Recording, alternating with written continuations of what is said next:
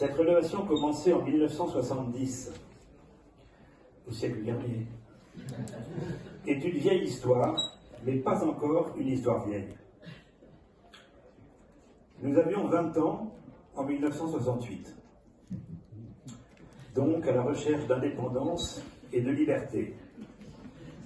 Les restes d'une maison ruinée, dans un hameau en ruine, au bord d'un ravin, avec une vue sur la Méditerranée à 45 km, sont devenus notre espace de liberté et d'indépendance, sans électricité et sans eau courante.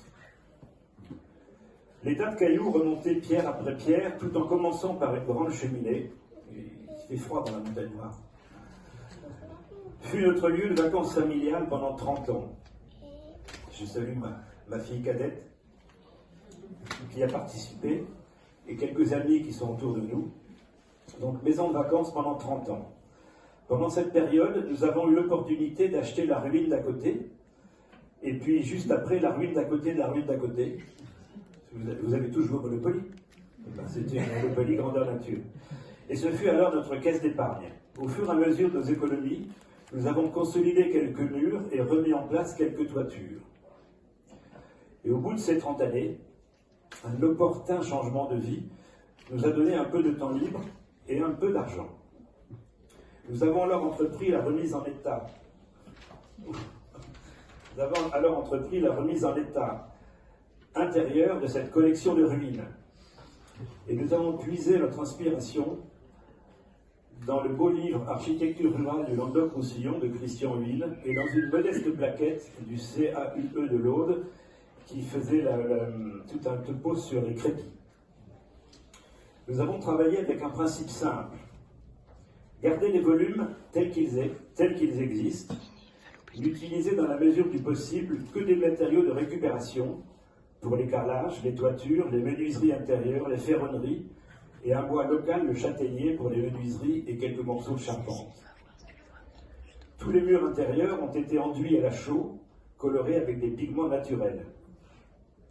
J'avais mal à l'épaule le soir. Je me fais des enduits à la chaux.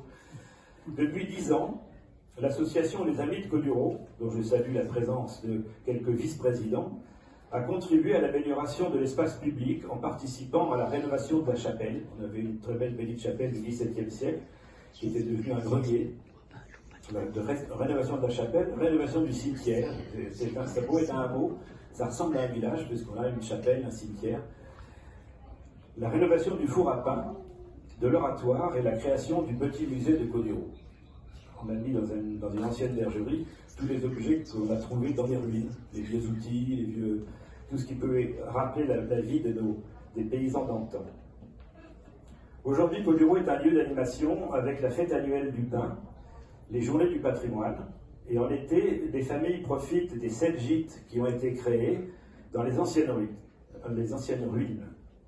Et de plus, nous avons le plaisir d'accueillir de nombreux randonneurs, c'est sur un passage de GR, de nombreux randonneurs, promeneurs et visiteurs. Nous n'avons pas compté notre temps, mais maintenant, le temps nous est compté. Ainsi, la réception de ce prix, pour nous, est comme une pause bienvenue.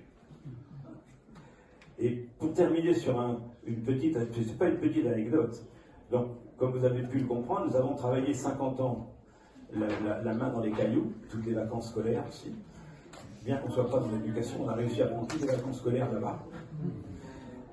Et on a découvert à l'occasion d'une discussion avec un de nos amis qui était féru de géologie, la famille de Michel et du secteur, elle est née à 30 km de là, et ce brave géologue nous a tout à fait, de façon miraculeuse pour nous,